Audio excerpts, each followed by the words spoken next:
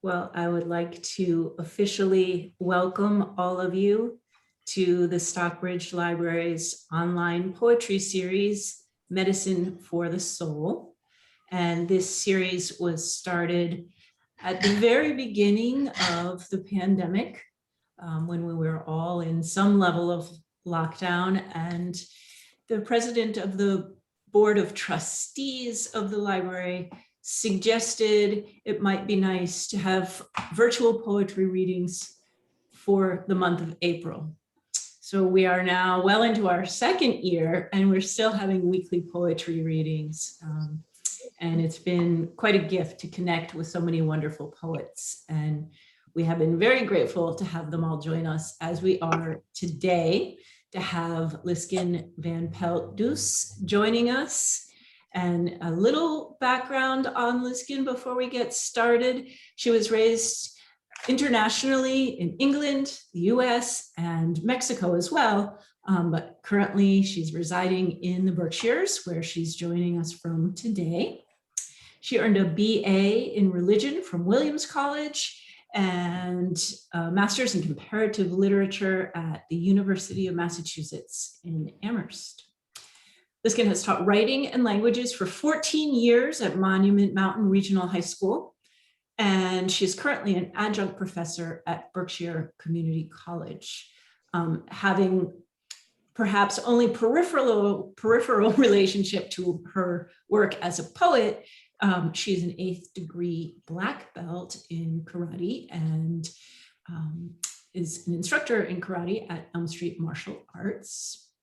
And if you're looking more for her poetry, it can be found in Conduit, the South Carolina Review, and Upstreet. And it has earned awards from the Cider Press Review, Atlanta Review, and others, as well as several Pushcart Prize nominations.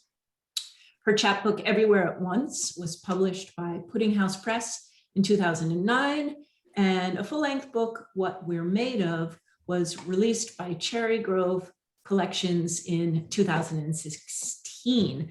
Lisken, thank you so much for joining us today. When you think about your poetry, we often are curious as readers of poetry and also as writers of poetry, how does a poem start for you? You know, what is the seed for a poem? Is it something you've read somewhere? Is it a conversation you overheard, something you experienced in your life? Where does that seed for a poem come from? Well, first, let me just thank you for having me and thank all of you for coming. I see various people that I'm very grateful to have, people, friends and family, and people that I don't yet know. So thank you all for coming. To answer your question, Wendy, the short answer is yes, all of the above. I'm somewhere in the middle of the spectrum between those people who sort of wait for an impulse, wait for the muse to come in order to write, and those people who make writing a regular practice. I'm probably closer to the latter end of the spectrum. Though I'm not writing daily, I feel better when I am. And in terms of how poems originate for me, it's more often a matter of my showing up to the poem than the poem showing up to me. So there may be a spark of some conversation or some experience or something I heard or something I saw or something I read. Certainly that is often can be a starting point. But more often it's a matter of starting to just put words on paper and see what the poem writes its way to being. I often work with a word bank, so that I can surprise myself a little bit, or I can kind of surprise the poem into being, where I am inserting words as I go that I don't necessarily have any sense of what they might be doing there, but they find a path for the poem. So I'm a little more on that end of the spectrum than on the, oh, I have to write about this thing end of the spectrum. Right. Great. Thank you.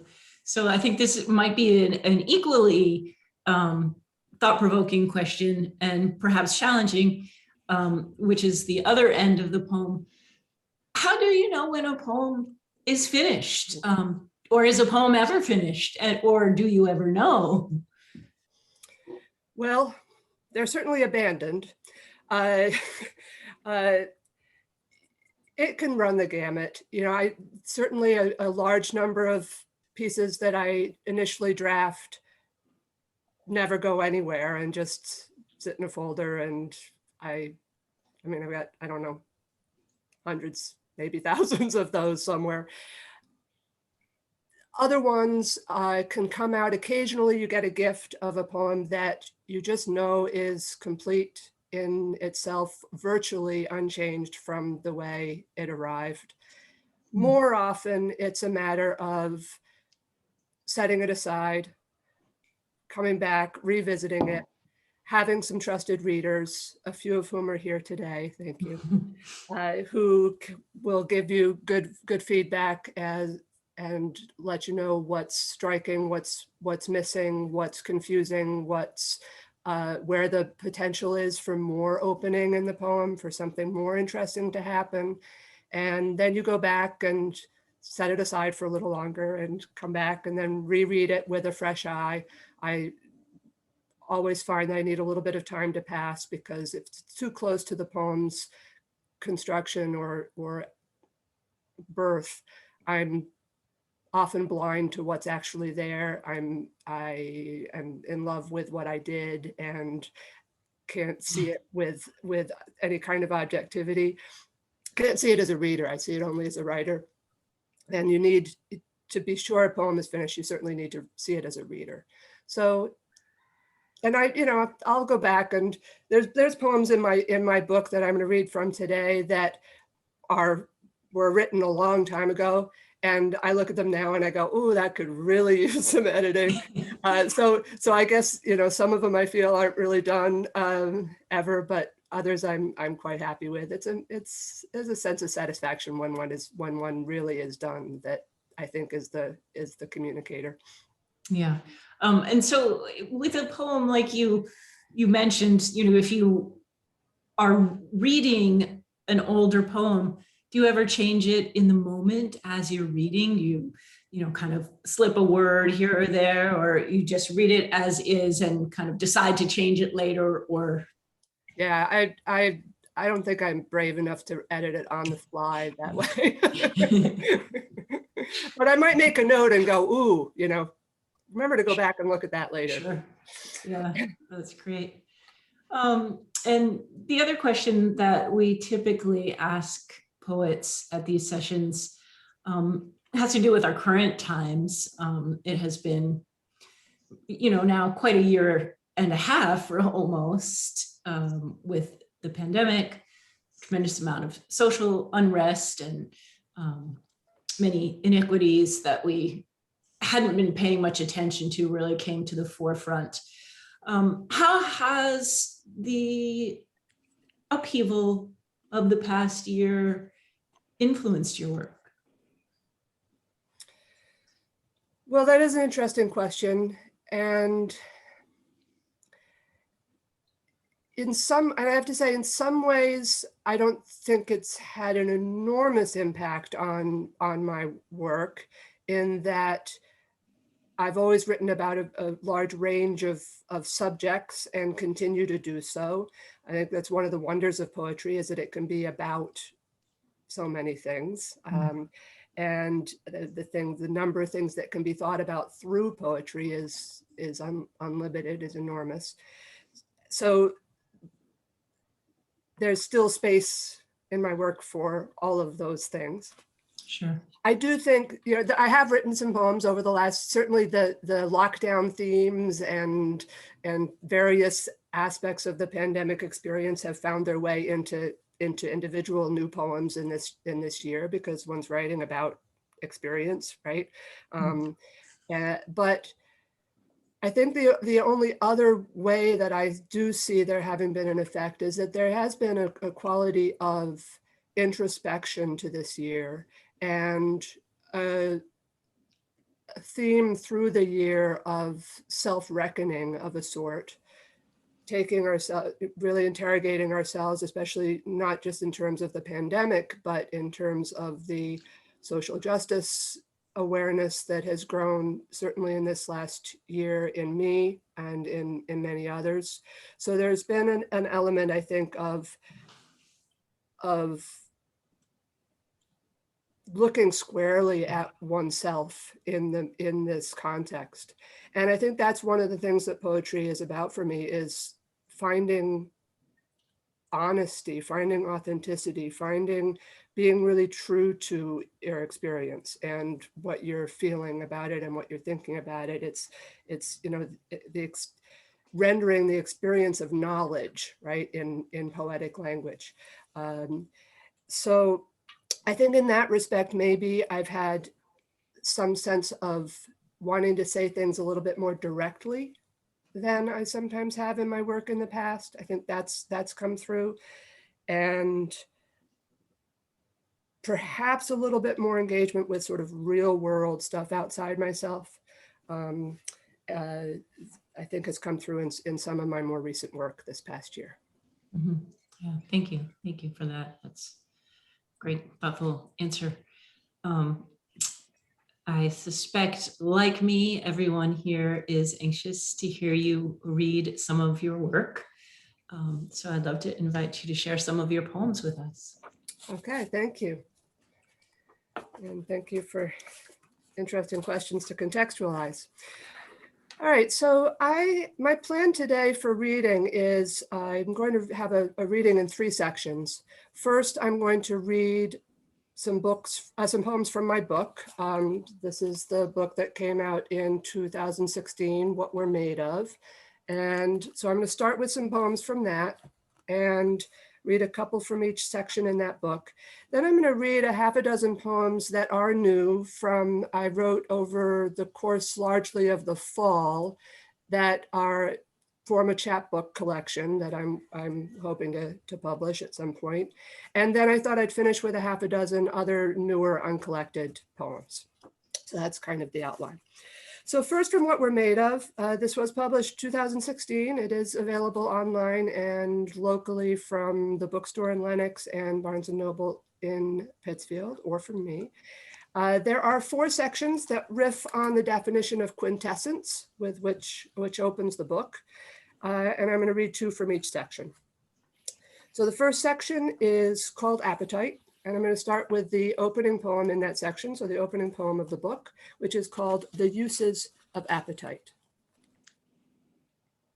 It requires a willingness to be broken, to break willingly, not the rubble of a dropped dish, the miserable truck dangling its muffler in the yard, the potholed road, but the sky watering, the softened crocus leaves, the branch snapped when it is more than the tree can bear, the mountain melting into spring.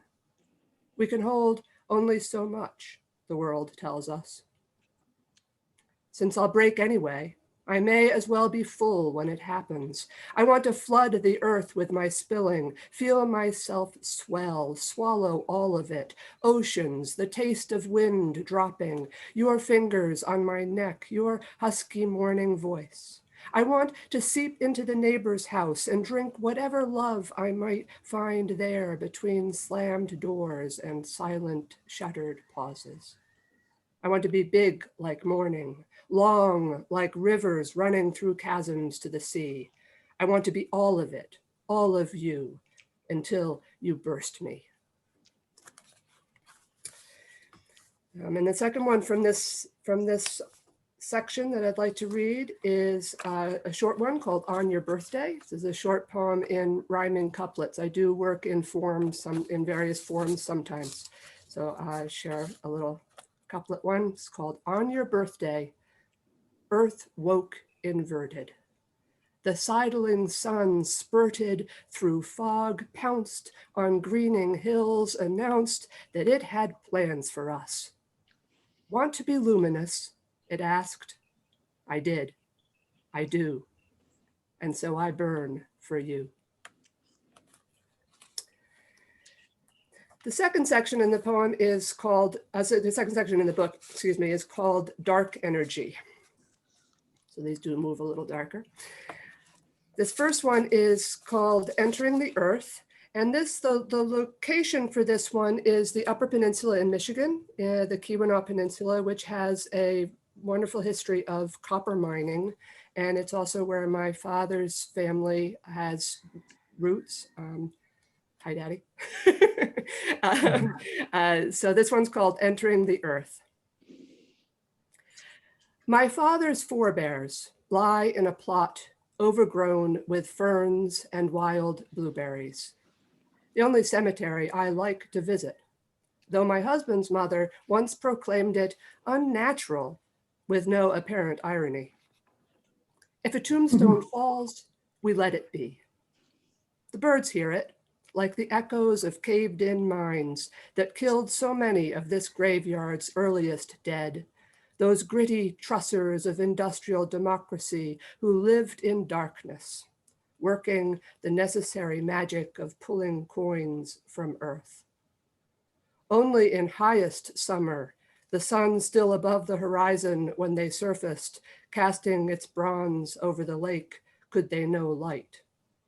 Or in their dreams, tinted from pitch to walnut, singed with copper, in veins like prayers, to follow deeper into the dark.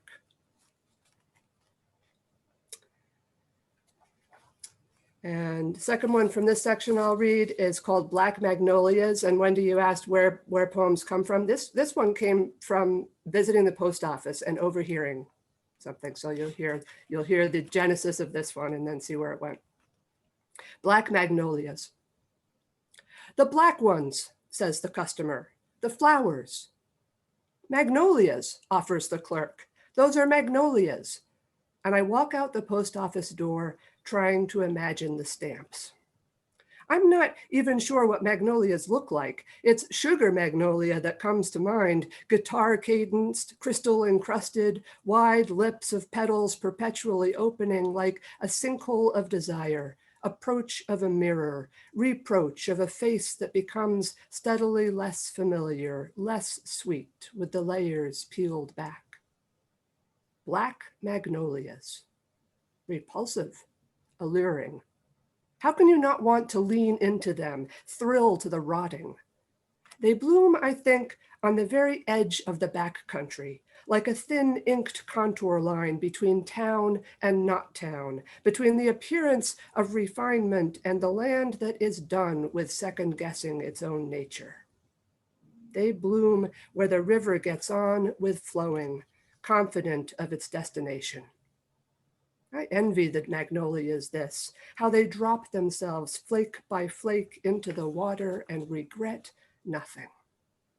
And the thinnest flow becomes a black torrent, something else I envy, how the rivers keep emptying themselves of all that darkness. Even if there's always more coming, they let it go. Even the aging magnolias, petal by sweet black petal.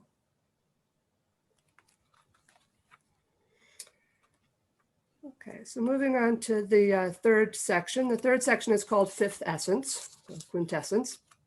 And I'm going to read a couple from this one. This is another landscape of my childhood. When I was a child, my other grandparents, my maternal grandparents, spent some summers on Nantucket. So this is a story from the ferry over to Nantucket. It's called Tommy. I didn't know about your heart when I met you on the ferry and fell in love with you, beguiled by your two great wagging St. Bernards. I was 8. You were 15 and still had 4 good years before you'd lie down near some railway tracks in Michigan, set your clock for 6 and close your book, Portrait of the Artist as a Young Man. When they found you, I was just beginning adolescence, but knew already that love is unmistakable, that it is old, that it trembles with one particular frequency, as if you and I and all the others I have loved are one soul scattered in many bodies. We were both freckled, said little, just grinned a lot, and introduced our families. Now, when I ride a ferry, I walk around it once, alone. Feel for the engine's thrum in the handrails. Listen to the ocean beating back.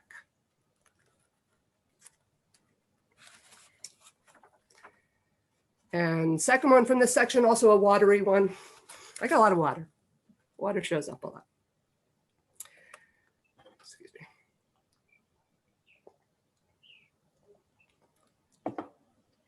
This river as one. Lick your palms.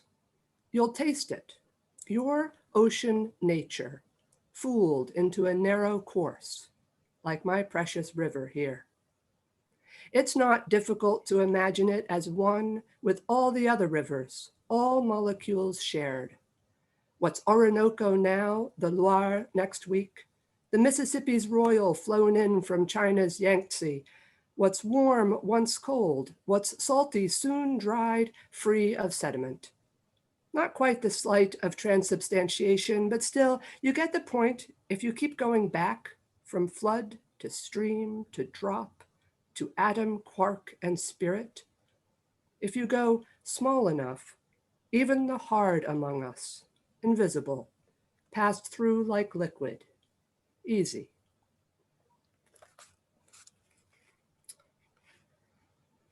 All right. And the final section in this book is called From a Distance. And I'm going to read two from this one. This next one I know a number of people here have heard before, but everybody seems to enjoy it. So it's called In Both Hands. It's one of my favorites from the book, I think. Like one of the magi bearing gifts, for 2 nights in a row, I have shown up with a turtle. And no good reason for it, no one to give it to. Even in the dreams I have been puzzled, cradling the creature in both hands, its mottled carapace domed like a miniature arc of earth, tessellated with tectonic plates. Well, it drifted to me somehow, and so I carry it, and have nothing to say to those who question me about it. Exploration is an act of will initially, but then you just have to take what you get and tend it. From favorite coffee mug to high wind sponging the sky, gray on gray. Even the neighbor yelling at his dogs or his wife is a gift, something that belongs to this life only. I don't remember if my turtle stuck his head out from his roof, but I think he must have. I think it was me with the closed eyes. I called Marco, and his voice answered, Polo, Polo. And when I found him, I brushed pollen from his shell into the breeze, and I brought the turtle with me wherever I was going, surprised at how little a life weighs, though it fills up both my hands.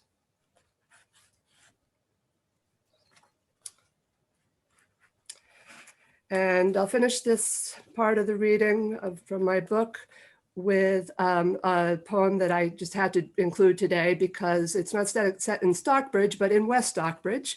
So it's a local poem. I've read one sort of from my father's heritage, one from my mother's side. This is from my in-law's side. This is my story from my mother-in-law.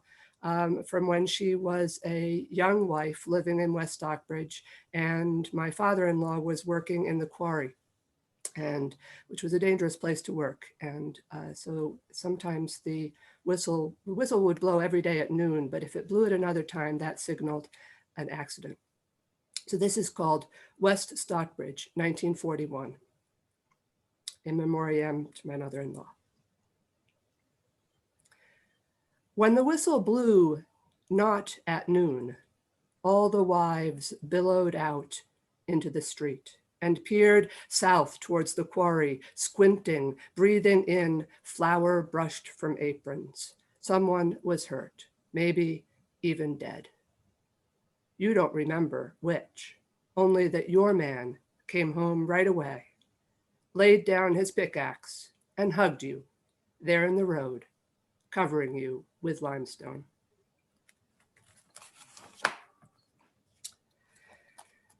Okay, so those are from the book. I'm going to move on now to some newer poems. So this next grouping, I'm going to read 6 that are from a collection that I wrote in the, like I said, largely in the fall. It turned into a chapbook length collection. There's 16 poems altogether that go in this book. I'm calling it Letters to My Dead, and they are letter poems. The addressee is not explicit, but the addressee is often or largely my mother, who died 2 years ago, or some aspects of her, some more real than others. And also in some places and in some ways, the addressee is some other intimate or beloved who's passed that's near to me. So Letters to My Dead. And I'm going to read a selection of 6 of these. The first one is called Naming. When you were alive, I didn't really know what to call what I felt for you. But after you left, I could name it. Dragonfly some days, or Aldebaran when the night is sharp. Something that wings after you, your scent and your aloofness, your hand to settle on. These are the weeks when sunlight flees faster and faster until I both rise and go to bed in darkness and live largely by the light of screens and CFL light bulbs. Something about the darkness brings the feeling back. I'll be working and it will land on me or bloom out of me. I'm not sure what comes first. And suddenly I am naming again. Ocean or basil pricking my nostrils. Then gone. Where will you be when you read this? Where will you find the light to read it by? What will it make you feel?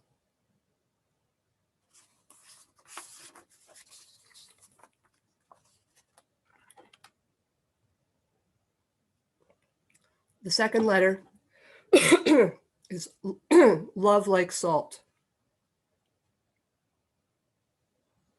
It's fall now, and the pandemic you never heard of is pounding our shore, eroding us at all our weakest spots, our elderly, our poor, and our hubris. I'm glad you're not here to see it, but I want to know what you have to say. I've been listening a lot, but I haven't heard you. I do know you would have kept doing what you could do, and so do I.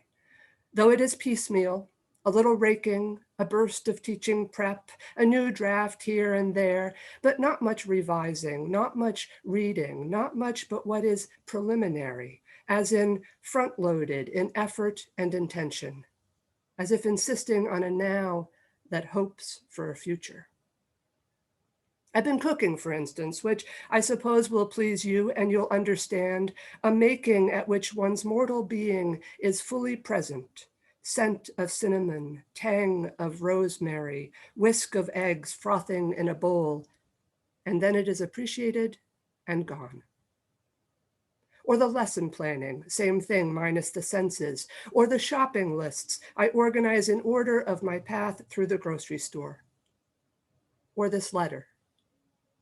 There's salt in it, and you're most likely near ocean, so it should find its way. Let me hear how you're doing, what you have to say.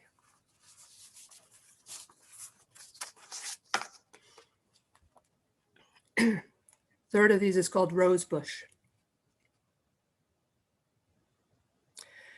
Your rosebush still has blossoms, though it has snowed once, and the trees around are nearly bare, but for one strip of fire-hued leaves just at eye level. It was hard for you to make peace with this constricted townhouse view, large as your life was, but it was your last nonetheless. The trees when you died just beginning to acquire leaves and the rosebush not yet budding. Since then, the scene has cycled fully and a half, and here we are, waiting once more for the rose to go to sleep. What do you remember of going to sleep that last time? The peepers in the holding pond were deafening. This year, we hardly heard them. Everything is quieter without you. But you wanted me to keep writing, so I am writing you a letter, as you used to do to me, a habit you acquired in days and places with few alternatives and then kept up. I have half a file cabinet drawer full of your letters, full of description and observation. Night blooming cereus in your white-walled Jeddah courtyard. Rare partridge on your oak knoll in Wisconsin. Etched wrinkles in a hand at the Tate. I should be more specific about the rose bush. There are 2 blossoms left, and they are about to fall.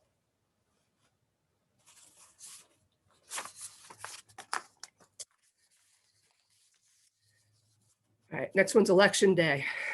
So you know when I wrote this one. Election day. It's election day and it's a doozy. Everyone on both sides with so many toes and fingers crossed, we're all in knots. I'm thinking about sides and wondering how it looks from where you are. The other side, we call it, across a barrier that doesn't seem so different from political divisions these days, almost impossible to imagine thinking the other way. Did the dissolution of your flesh dissolve in and out, is and is not, this side and that? I don't want to feel adversarial. I swear I'm still motivated by love, as you would insist of me. When I walked the tracks today past the beaver pond, almost nothing was stirring, only some robins eyeing me askance as they lumbered from one branch to the next. They should be gone by now. It's November and it's cold. The walk was necessary. For a brief moment, I could be part of the stillness, something entire without any concept of sides. Probably don't have to tell you that. But you'll appreciate the bare twig lying on my path. One branching snaked in 4 tight switchbacks, delicate and elegant gray determination to grow however it could. It would have been easy to carry home, almost weightless, but I left it there, its tangles, its already deadness, the shape its life had taken.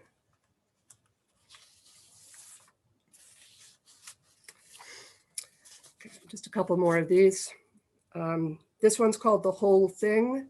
And this one, in terms of Genesis, Wendy, your question before, this one came because I saw a video that's referenced in the poem of something called tardigrades, which I had not heard of before. Tardigrades are micro animals. And they're also known as moss piglets and water bears, which didn't make its way into the poem, but I love anyway, someday maybe. So that's what tardigrades are. They're these little, and they live in an incredible range of environments. So they can live at all kinds of extremes. So this is called The Whole Thing. Remember the article you shared with me about how crows gather around their dead? They say now it's to detect threat, but it sure looks like grief. Elephants too, and jays, and chimpanzees. Why doubt it? I thought of our exchange when I saw some video of tardigrades, the toughest creature on earth, they call them, extremophiles, able to survive even a vacuum or radiation. Anyway, I saw them nuzzling each other, embracing even, and it made me miss you. We're missing a lot of contact right now, so maybe that compounded it. Pandemic air hugs only go so far, and there's some part of spirit you just can't zoom across the ether. I wish I could send you everything, the video and me, my spirit, our conversations, my body next to yours. But maybe you are glad to be done with body. So I will send you what I can. Out there somewhere, extremophile that you are, happiest at the edges. I know you better than you know. I'd love to hear back. Try crows?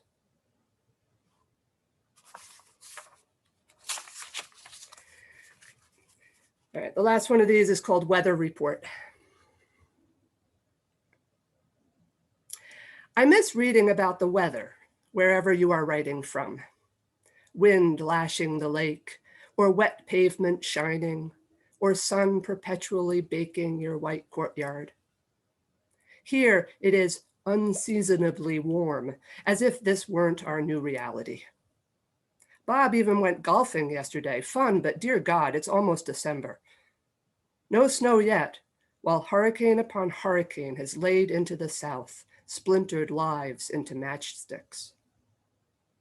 Tonight, though, here, there is no denying it is beautiful. The full moon is haloed, and Jupiter and Saturn shine side by side like twins in the west. When you died, they were far from each other, but Gemini, my constellation, was bang in the middle of the sky. Bang in the middle of the sky at your bedside. I thought you'd want curtains, but I should have known better. It was a small view, but it held both woods and sky, and what you couldn't see, we reported. Iced hillsides, roses blushing green. When you lay awake in those late nights, you fixed your eyes on the stars burning. Back here, the weather has been uneasy. My grief won't keep to its season. Okay, so that's a sampling from that new collection. And as I said, I'm going to just finish up with 6 newer uncollected pieces. Sort of a sampler of more recent things. Some 2020 themes, a couple of formal bits, formal pieces, just because I think that can be kind of fun to hear, something working in form. Some that reflect a little bit of research, because that's another thing I like to do sometimes. A poem, in terms of another place that poetry can come from, is sometimes a door will open and it'll lead me into learning something new about something that I didn't know about. And some of them just to try out, because nobody's heard them and I want to try them out. So little set here. So the first one is one of the formal ones. It's a form called a triolet, which is a French form. It's very short. It's only 8 lines. And in fact, there's only 1, 2, 3, 4, 5, only 5 different lines. There are repeated lines, and there's only 2 rhymes through the whole poem. They all end in one of two sounds. Every line ends in one of 2 sounds. So it's a very repetitive poem, but very compact. And this one's called Starlings. You hear them before you see them. Voices incessant, birds iridescent, dark blossoms here and gone again. You hear them before you see them.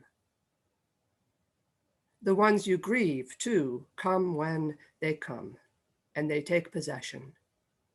You hear them before you see them. Voices, incessant birds, iridescent. A similar theme to the chapbook ones, but a very different approach. All right, this one is also another form that I thought might be kind of fun to hear, but you probably wouldn't hear that it was a form unless I told you ahead of time. So I'm going to tell you ahead of time.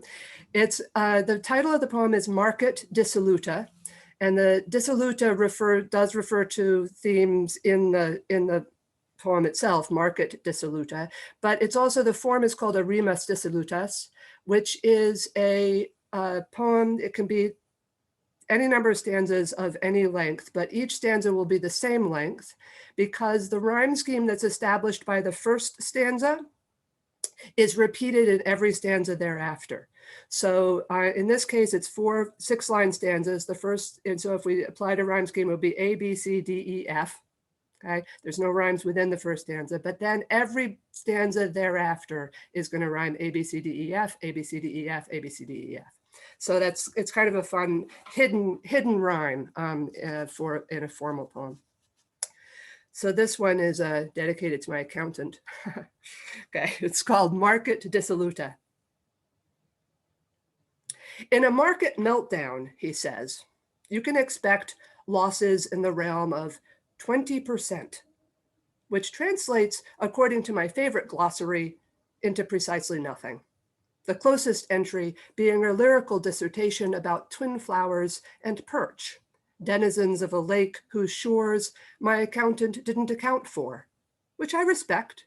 It's numbers I pay him for, money spent for comfort, not for the luminosity of fish flashing in shallows or the plenty of pale pink bells flaring in twos, lovers from the womb of their seed. He knows more money saved, less owed, has been his directive forever. He's been a conscientious godsend, ensuring we send the gods their due, but not one sorry penny more. I look up penny, find rough pavement and rain drenching those without coin or cover. An illustration makes clear it's no metaphor. I look up meltdown. The page is sodden, wrecked by earthquakes, tsunamis, but a sediment remains that tells of dwarf stars losing metallicity, the loss of coinage. There's no memento of the first earned dollar spent within an hour. Money, my book says, moonshine on a polished floor.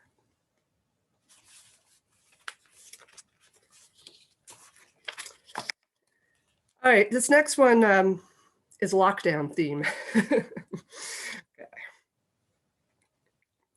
I suspect it's an experience that some of you will recognize.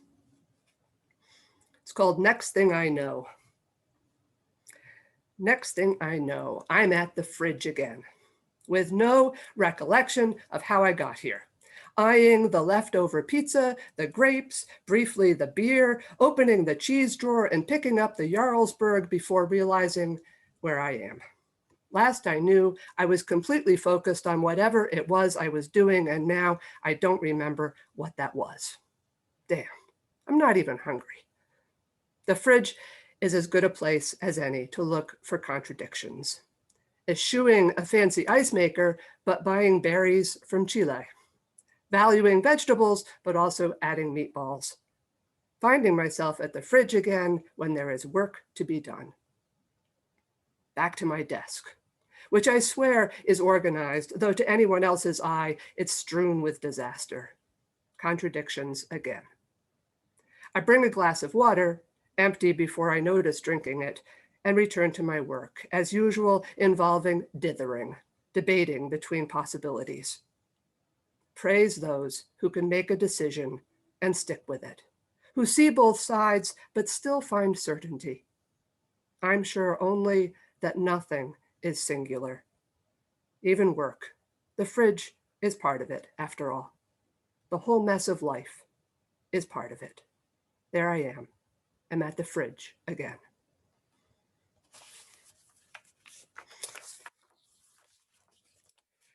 Okay, three more. Next two are sort of research-based and definitely turn a little darker than the fridge. This one's called The Swimming. And this one is based on research I did around witch hunts, both Salem witch hunts and also old world incarnations of the same experience. I guess this is pandemic triggered in a certain way, in that I've been very conscious of, been thinking a lot about some of the darker impulses of humanity, and this came from that. So it's called The Swimming. They tied stones to her feet, threw her into the pond that lay beyond the fields. Her dress rose to surround her. She slid foreign into the water, as down its throat. She had worn an apron with a rip in it, was childless, talked to herself as she worked. Sometimes she hummed her own songs. Who watched from the pond's edge, the men who judged her, the Adams to her Eve. They had tied her firmly for the swimming, hands, feet, hands to feet. Their own hands rested on their hips, and a magistrate held a Bible. As she sank, weeds swayed like serpents rising, swallowed her. In the village, a child had had a seizure. A horse had gone lame. Milk had curdled.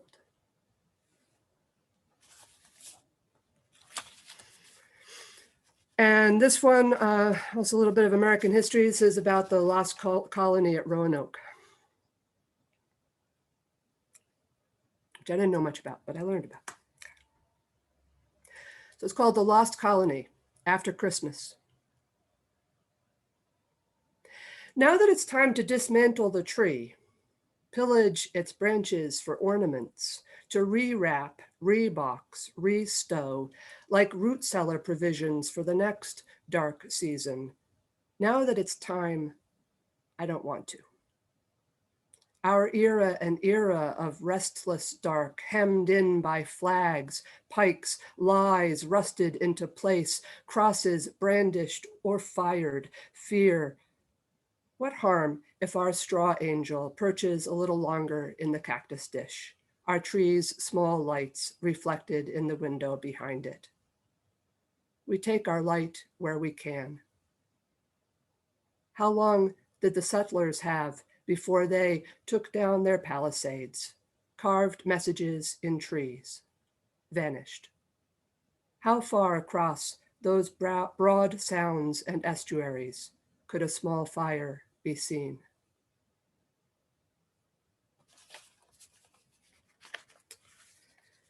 All right, and last one is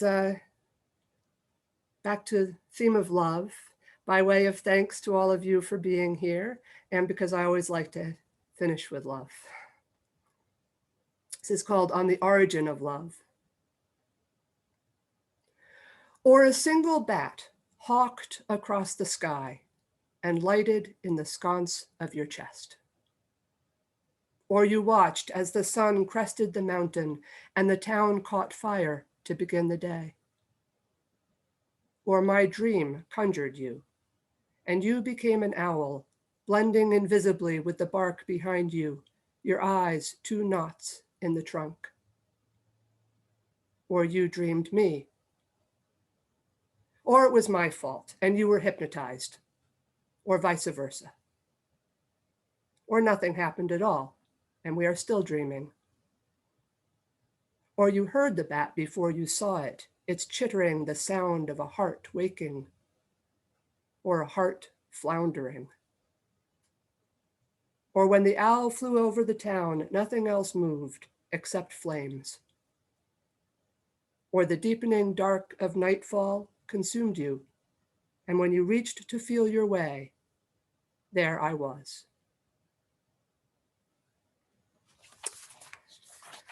Well, thank you very much.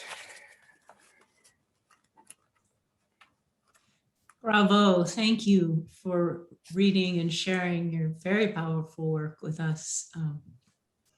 That was quite amazing. You've gained at least one fan here today. Seems like some of the crowd already were your fans. I'd like to open up to questions and comments from the audience.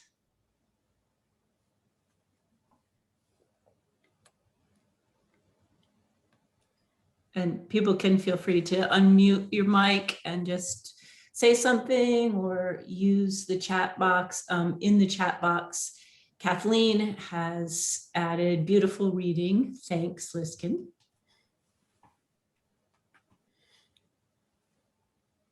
And Fran says, with love and appreciation for your gift.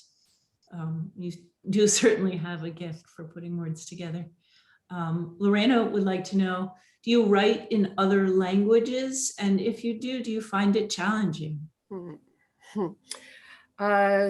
Thanks, Lorena, for the question. I I have not written in other languages for quite some time. I did at one point some years ago. I wrote a number of poems that were bilingual poems, English and French, and another group that were bilingual poems, English and Spanish, that each had two versions. So they were actually both versions were half in English and half in the other language, sort of working back and forth between the two languages. And then the other version was the same poem with those languages with flipped. So the bits that were in Spanish, say in this poem, were in English in this poem, and vice versa. So it was they were an interesting experiment. I did find it challenging just because my mastery of those languages is not as deep or as firm as my mastery of English. But I also found it really interesting, and I was intrigued as much as anything in those poems by discovering what themes and tone the French English ones tended to take compared to the Spanish English ones. That was interesting to me. They took on a different quality. But I haven't tried anything recently, so. That's actually pretty fascinating. I'm glad that question was asked. A lot of kudos in the chat box. Such a light in our day. Thank you, Lisken. Wonderful. I especially love the letters to your mother. And another thank you. I'm always impressed with the way that Lisken has very beautiful imagery. It's smart, it's intelligent, but she always comes back to kind of the person, the familiar. It makes me feel included, not just standing at the refrigerator, but you know, there's this sense of coming back to the plain speaking part of all of us and then marrying it with just this beautiful poetic imagery. So that's what I love. Thank you, Lisken. Thank you, Susan. Thank you all for your appreciations and your attention. Thank you, Lisken. That was beautiful. Thanks, Shay. Very moving. Thank you, Lisken. Love you tons. Hi, Grandpa Peter. Mwah. Everybody enjoy the rest of their day. You too, Shana. Thanks. Well, if we have Love you. no more questions or comments, I would like to, Lisken, once again, thank you, and thank all of you for joining us, and remind everyone that this recording will be available stockbridgelibrary.org from our YouTube channel.